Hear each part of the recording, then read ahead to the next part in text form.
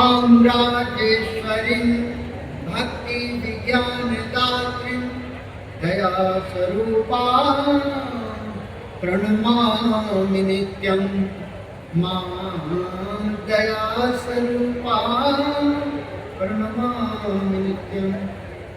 प्रेम से बोलिए सतगुरुदेव महाराज की, जगत जननी श्री माता जी की, सच्चे दरबार की, सियावर रामचंद्र की, वृंदावन बिहारी लाल की, पवन सुत हनुमान की।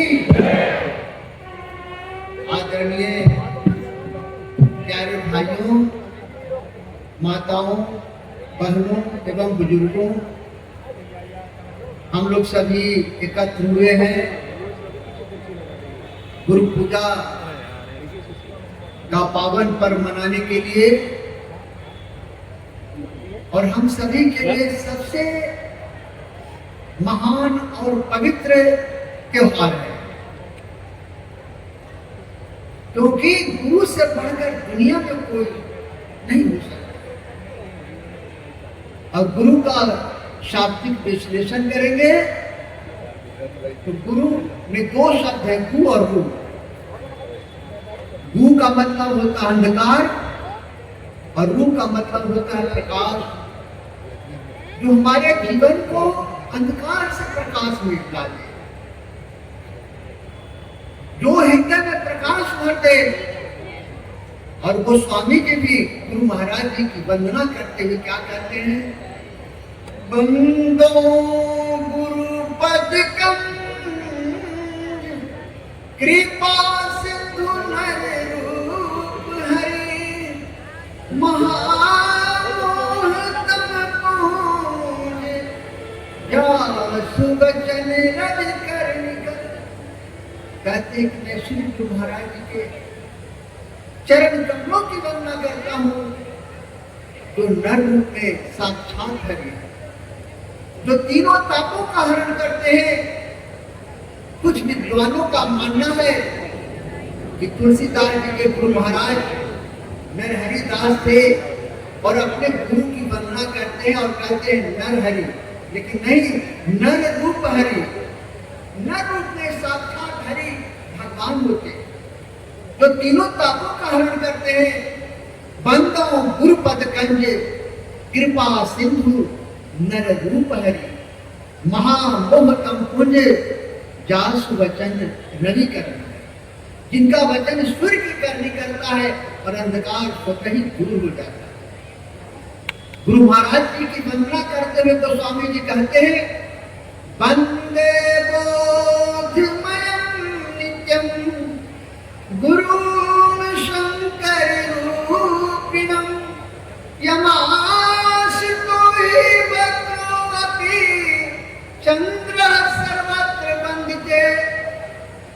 कहते हैं मैं गुरु महाराज जी की वंदना करता हूँ, जो ज्ञान के भंडार है और हमेशा रहते हैं शिव के रूप में।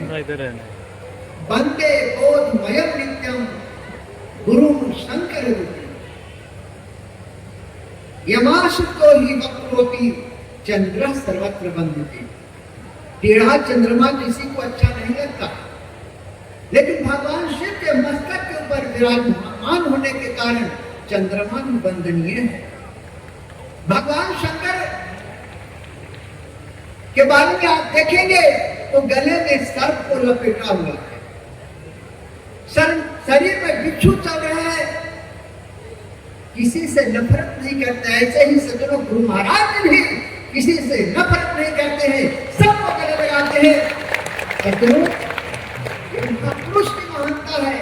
हम लोग कैसे प्राणी थे और गुरु महाराज जी ने चरणों से लगा करके कितना ऊंचा और महान बना, यह गुरु की कृपा। ऐसे दुनिया के अंदर में 4 प्रकार के गुरु होते हैं। पहले गुरु होते हैं दीपक गुरु, जो दूसरे को प्रकाश को देते हैं, अच्छी अच्छी शिक्षा देते हैं, लेकिन उसका स्वयं अनुपालन नहीं करते, स्वयं अंधेरे में रहते हैं, जिसे कहा गया है दीपक गुरु। दूसरे होते हैं चंदन गुरु। चंदन में शीतलता होती है, सर्प लपेटा मारा हुआ होता है, किंतु चंदन जो है सर्प के विष का हरण नहीं करता है। ये चंदन गुरु हुए, शीतलता होती है, लोगों को आकर्षित करते हैं, लेकिन उसके अवगुण को दूर नहीं करते। तीसरे गुरु होते हैं पारस गुरु। पारस पत्थर क्या करता है? किसी भी लोहे को सोना बना देता है, चाहे वह लोहा कसाई के घर का हो या पूजा के घर का हो, किसी से भेदभाव नहीं करता। कहते हैं इसे पारस गुरु। लेकिन जो भृंगी गुरु होते हैं वह कुछ और होते हैं। सतगुरु और पारस में बड़ो अंतर जान, पारस लोहे को कंचन करे, गुरु कर ले आप समान। सज्जनों, भृंगी कीड़ा होता है, अपने समान बना लेता है। भृंगी कीड़ा प्रजनन नहीं करता है, तो किसी भी कीड़े को उठा करके और मिट्टी से उसे बंद कर देता है और अपनी गुनगुनाहट के द्वारा अपनी शक्ल में बना लेता है। ऐसे ही सज्जनों, हम लोग सब ये कीड़ा थे। गुरु महाराज ने अपने आध्यात्मिक कंपन को दे करके, स्पिरिचुअल वाइब्रेशन को दे करके, सत्संग सुना करके और ज्ञानी बना दिया। यह गुरु महाराज की महानता है। इसीलिए कहा जीवत समझो जीवत बूझो, जीवत मुक्त निवासा, मुए मुक्त कहे गुरु लोभी, झूठा दे विश्वासा। मरने के बाद वैकुंठ पार हो जाएगा बच्चा, लगे रहो। नहीं सज्जनों, गुरु महाराज जी जो होते हैं समय के सदगुरु होते हैं, हृदय स्थित परमात्मा का बोध कराते हैं। जो सर्वव्यापक परमात्मा है, जो कण कण में विद्यमान है। नामदेव जी महाराज भगवान के अनन्य भक्त थे। मंदिर में जाते थे, भगवान से बात करते थे। उनकी अपार भक्ति और अपार प्रेम था भगवान के प्रति। एक समय संतों की सभा थी और सभा में यह निर्णय लिया गया कि कौन संत पक्के हैं और कौन संत कच्चे हैं। सभी ध्यानस्थ हो गए, सबका मन नाम में लग गया, मन अंतर्मुख हो गया। परंतु नामदेव जी महाराज के पास आत्मा का ज्ञान नहीं था, नाम का बोध नहीं था। गोरा संत ने सबके ऊपर, माथे के ऊपर उंगली बजाई, किसी संत ने कुछ नहीं कहा।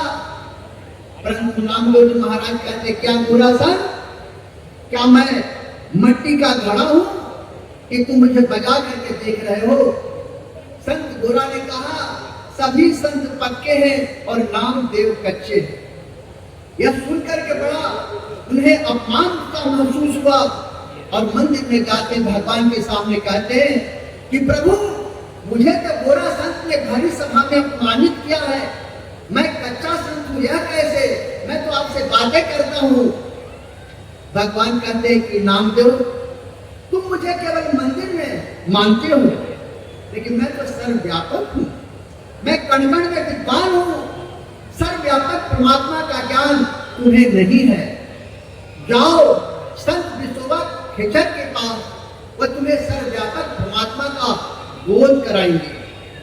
और नामदेव जी महाराज जाते हैं, उनसे नाम का बोध प्राप्त करते हैं। और ऐसी स्थिति आती है कि हमेशा नाम का सुमिरन करते हैं। भगवान परीक्षा लेने के लिए आए कुत्ते के भेष में। उन्होंने सोचा कि नामदेव ने सर्वव्यापक ज्ञान को समझा है या नहीं, सर्वव्यापक मुझरूप को समझा है या नहीं। कुत्ते के भेष में जाते हैं और भगवान रोटी को उठा करके ले जाने लग गए। नामदेव महाराज खैची में मुद्रा लगा करके नाम का सुमिरन कर रहे थे। उन्होंने ध्यान में देखा कि भगवान आए हैं कुत्ते के रूप में और पीछे घी का कटोरा लेकर के जा रहे हैं। गाते हुए, प्रभु रूखी रोटी न खाओ, थोड़ा घी को लेते जाओ कि वो सकल बनाई हो स्वान की, जने जने में है झांकी भगवान की। सज्जनों, सर्वव्यापक परमात्मा को जाना। नामदेव जी महाराज ने कुत्ते में भगवान को पहचाना। कहते कि प्रभु रूखी रोटी न खाओ, थोड़ा घी को लेते जाओ। सज्जनों, भगवान मुड़ करके देखते हैं और सोचते हैं कि नामदेव ने मुझे पहचान लिया है। कुछ गीत